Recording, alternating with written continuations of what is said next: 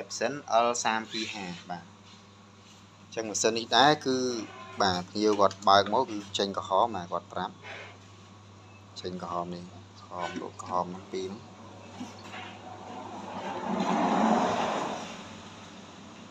លក់ក្រហមហ្នឹងហើយយើងចុចបាទ copy ឯកសារអីក៏អត់បានដែរបាទចុច print ឬក៏ copy អីគឺអត់ដែរទេអញ្ចឹងវាលោតតែក្រហមបាទក្រហមពីរហ្នឹងឲ្យភ្លើងនេះតំណាគ្នាបាទឥឡូវយើងមិនរងចាំយូរបាទយើងមកឆែកបាទជាមួយនឹងកុំព្យូទ័រ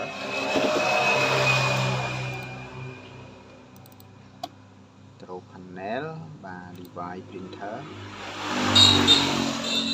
មកយើងរកម៉ាស៊ីនយើង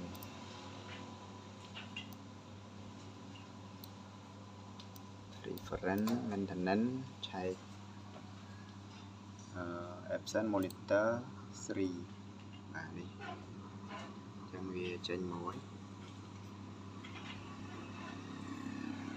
បាទអញ្ចឹងម៉ាស៊ីននេះគឺអស់ service បាទ service required ហ្នឹងឬក៏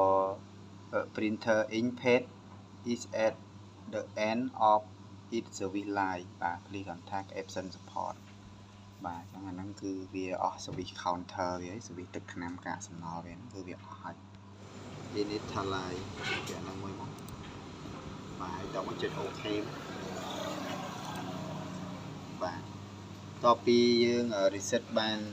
ជោគជ័យហើយយើងវាឲ្យកម្មវិធីហ្នឹងវាឲ្យយើងបិទម៉ាស៊ីន print បាទឡើងម៉ាស៊ីន print នៅលូតក្រហមឡើយទេនៅលូតក្រហមផ្លេតឡើយទេនេះនៅលូតអញ្ចឹងយើងចុចបិទនេះចុចប៊ូតុងបិទនេះមកពឹបបាទតមកយើងចុចបើកវិញបាទពេលដាច់ភ្លើងអញ្ចឹងហើយពេលណាវាលុតដាច់ភ្លើងអស់អញ្ចឹងគឺម៉ាស៊ីនបិទហើយអញ្ចឹងយើងចុចបើកវាវិញមក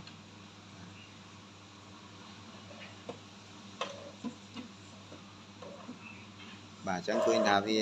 ដំណើរការ head អីគឺរត់ហើយបាទឥឡូវវាលេងលូតក្រហមហើយវាចាប់ផ្ដើមលូតបៃតងនេះលើក្រុមពីមុនបើកមកគឺវាលូតក្រហមហើយនេះទាំងពីរឥឡូវឃើញថាវាបាត់ហើយបាទអញ្ចឹងម៉ាស៊ីននេះអាចយើងធ្វើការ print ឬក៏ copy បាទ scan អីបានធម្មតាវិញហ្នឹងអញ្ចឹងរងចាំតែភ្លើងនឹងបាទភ្លើងនេះនឹងទៅគឺយើង copy បានធម្មតាបាទអញ្ចឹងការដោះ CV របស់យើងគឺរួចរាល់អស់ហើយបាទអញ្ចឹងយើងចុច OK តែឲ្យបងប្អូនមើលបាទឲ្យរើសម៉ាស៊ីនយើងមក325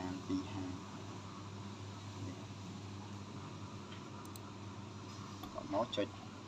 print មកបាទអញ្ចឹងវាមកមើលម៉ាស៊ីន print យើងអញ្ចឹងគឺចេញមកហើយទាញกระดาษចូលហើយ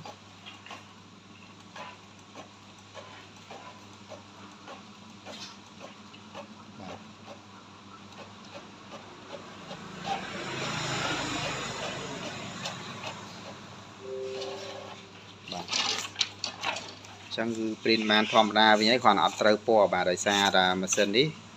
របស់ភ្ញៀវគាត់ខូច head ផ្នែកcolor អញ្ចឹងនៅតែសខ្មៅអញ្ចឹងគាត់រាល់ថ្ងៃគាត់ print តែសខ្មៅទេអញ្ចឹងគាត់អត់ដែល print color ទេអញ្ចឹង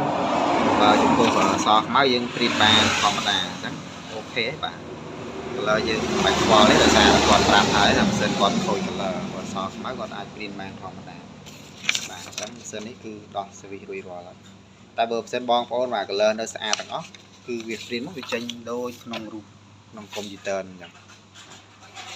ចឹងវីដេអូនេះមានប៉ុណ្ណឹងបងប្អូនបើសិនត្រូវការបាទដោះ switch ម៉ាស៊ីន3110 3210 315 325បាទឲ្យតែក្បាល L ណាអាចតាក់ទងខ្ញុំបាននេះក្បាលប្រភេទក្បាល L L3210 L325 L3110 315បាទតាក់ទងមកខ្ញុំបានចាំខ្ញុំដាក់link Telegram នៅខាងក្រោមវីដេអូបាទនេះឬបងប្អូនអាចបាទ save ឬក៏ screenshot ក៏បានដែរបងប្អូននេះលេខខ្ញុំលេខ Telegram ចង់ទេក៏បានចង់ឆាតក៏បាន add quayតែលេខហ្នឹង save ចូលទូរស័ព្ទទៅហើយចូល Telegram ទៅគឺឃើញបាទ account ខ្ញុំ account Telegram អញ្ចឹងសម្រាប់តែម៉ាស៊ីនបាទតែមានលេខជាប់តួនេះលេខជាប់តួនេះលេខជាប់តួ